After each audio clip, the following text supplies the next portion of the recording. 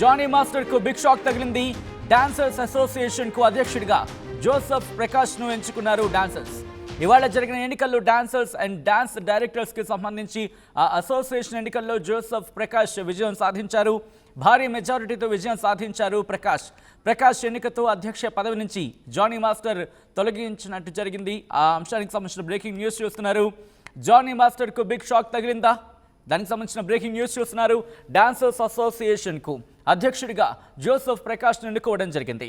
ఇవాళ ఎన్నికలు జరిగాయి. డాన్సర్స్ అండ్ డాన్స్ డైరెక్టర్స్ కి సంబంధించి అసోసియేషన్ ఎన్నికల్లో జోసెఫ్ ప్రకాష్ విజయం సాధించారు.